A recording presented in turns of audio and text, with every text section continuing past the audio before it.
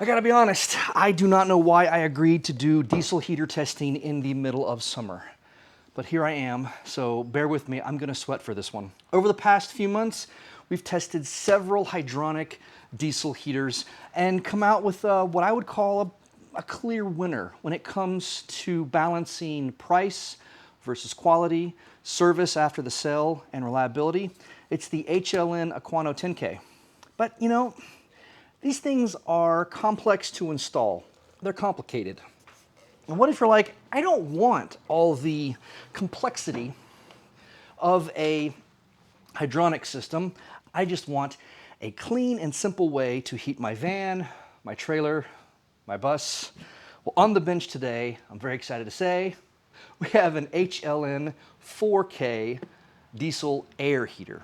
Let me walk you through our testing setup. We have the HLN Aerolyn 4K mounted to the bench. I am using the stock intake and exhaust muffler so we can get a real sense of what this sounds like.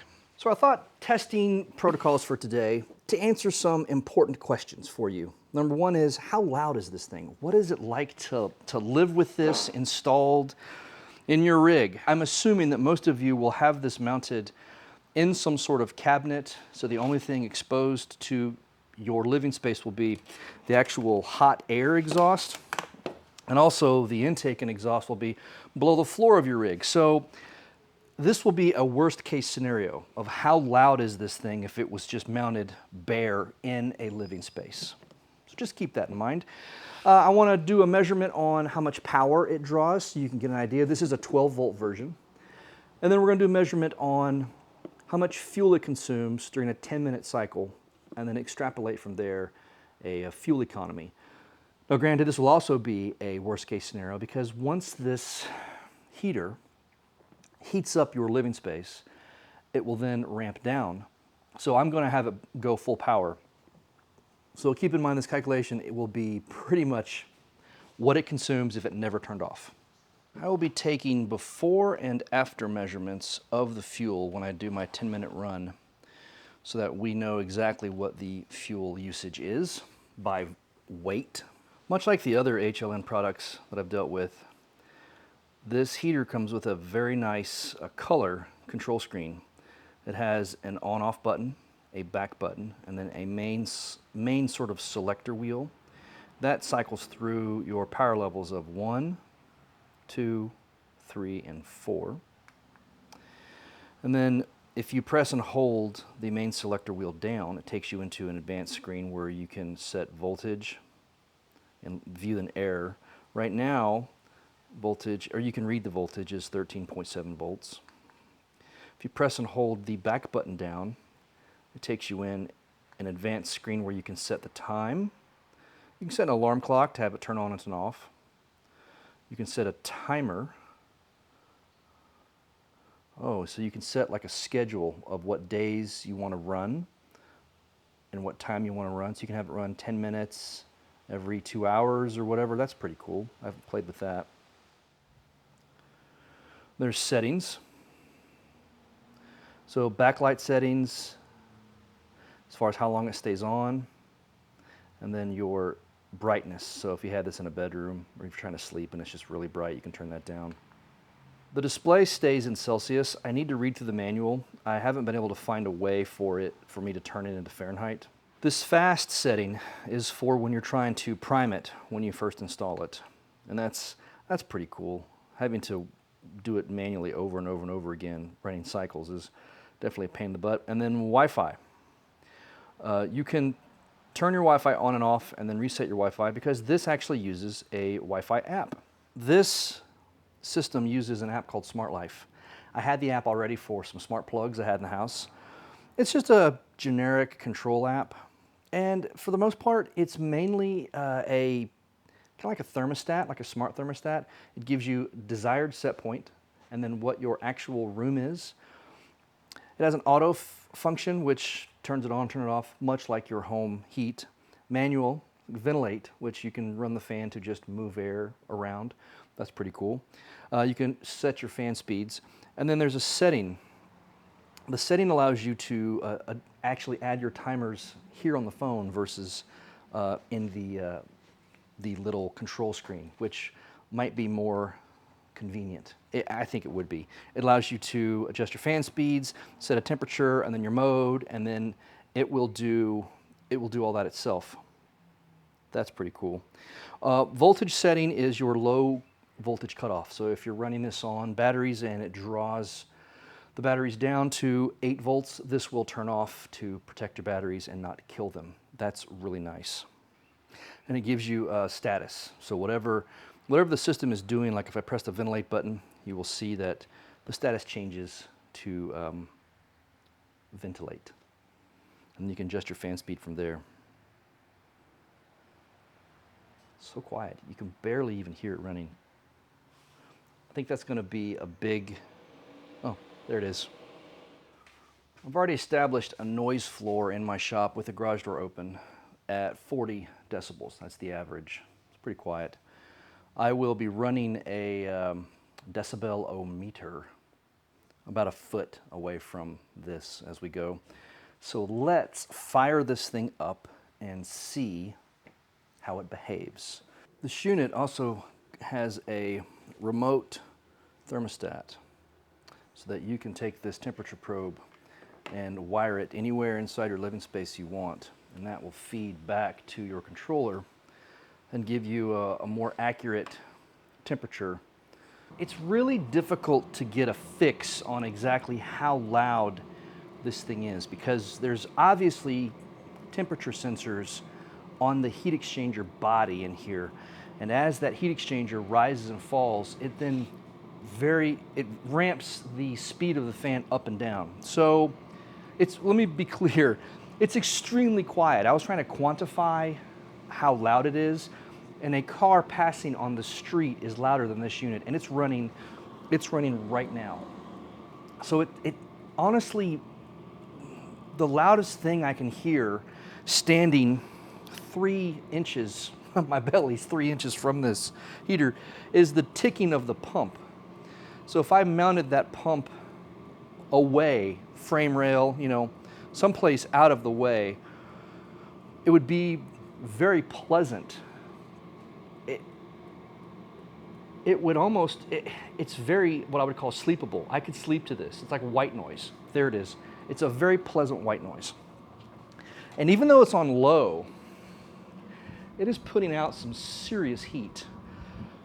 Checking the exhaust here. Yeah, now we're 88.6 degrees Celsius, 92.4 C. We're over 106 degrees C on the exhaust here. That is really, really hot. That would, in theory, boil water. That's on low. So I can't imagine what this thing does on high. Let's do a fuel test. We're going to do a 10-minute run on low. And we started off with 749.2 grams of fuel. Okay, I just turned it up to high. We've completed the first 10-minute test. I had to put a fan in the garage door to evacuate some of this heat and exhaust. So if you hear, which you probably can hear it, that's not this unit. That's my fan. So now we're running on high, full chat. The fan is full speed. It's putting out some tremendously hot air. It's actually hard to hold. 92, 93, 95, about 95 degrees C on the outlet. The casing here, let's say you had this in a cabinet and a blanket got against it. At its hottest, the casing is 70 degrees C right here on the end. Yeah, 70 seems to be the hottest. And then back here at the cold air inlet, it's 40 degrees C, so it's very comfortable. It's comfortable to touch all over, but I wouldn't want something too flammable, like resting against this long term. All of the motors on this are brushless, so in reality, this should last, I believe it was 5,000 hours of usage before the motors were out. the simplistic design of this, I really like the idea. I don't know if I would run this in my shop. I thought about using this as a solution for heat in my shop. I don't think I'm going to use it on the bus. I might though, because I'm going to be building a hydronic system for the bus. I don't know, we'll see. I'll definitely keep this around. I might use it in the underbelly storage, or maybe in the bathroom specifically. I don't know, we'll see.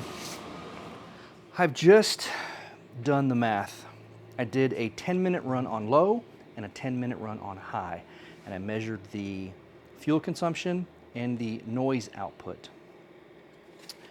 So the noise floor for the shop was 40 decibels, and that's with no cars going by. On low, this unit consumed 23 grams of fuel in 10 minutes, and it had a decibel output of 55 decibels, and that is 1 foot away from this outlet, which is currently running. It's cooling down, because honestly, this is going to be in a cabinet anyway, so it is still measuring this noise coming out of this, but I figured 1 foot from the output would be where you're going to hear the most. Now on high, we used 43.1 grams of fuel in 10 minutes, and that had an output of 65 decibels, 1 foot from the output. So extrapolating those numbers into a 24-hour period. Now I want to be clear on one thing. This will not run continuously for 24 hours. I cannot think of a single use case where you would want this thing running full chat for 24 hours. More than likely, you're going to set a temperature, and it's going to maintain that temperature for you.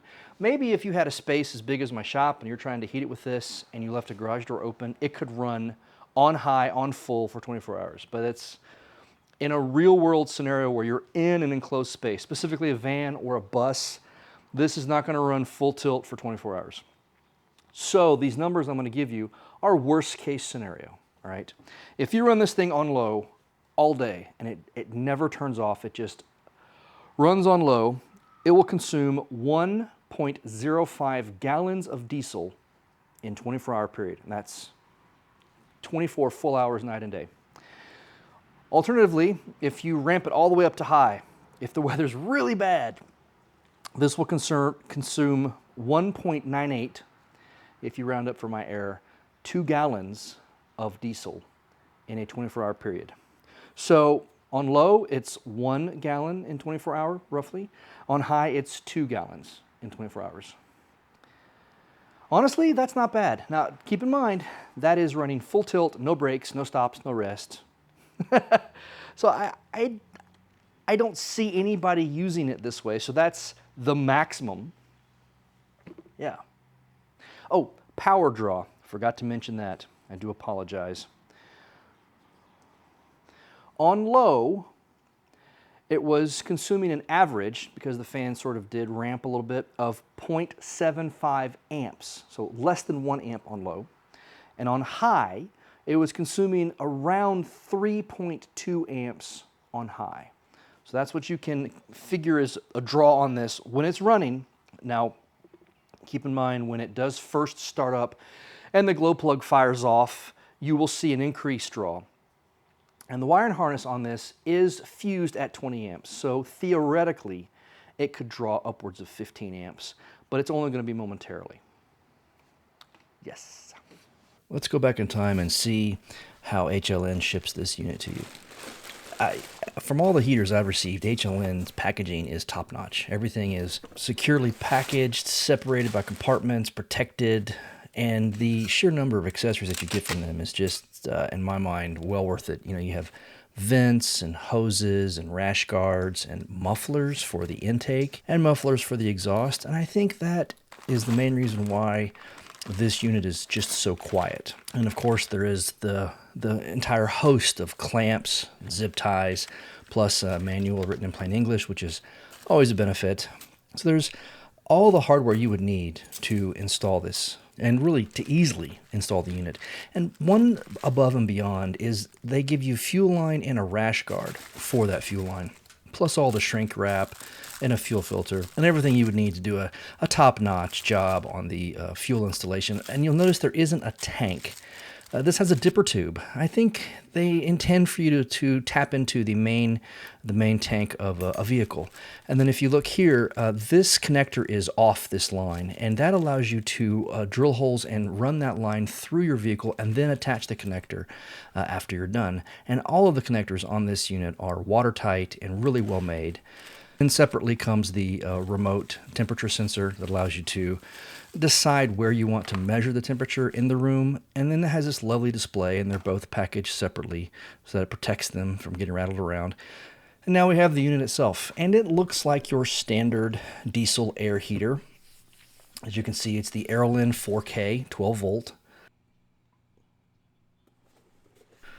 And the end just screws off and these two tabs pull out, and it's really easy to pull the outer shroud off. And during testing, the shroud never got really above warm to the touch, so I feel it's fairly safe. It looks like the circuit board, which I did not try to expose, is covered by an aluminum cover, which I think that's nice. It's nice and secure. It's more sturdy and robust than a plastic one. I hated to take these zip ties off, but at this point, you know, it's go big or go home. I just had to make sure I could get this back together the way it came apart.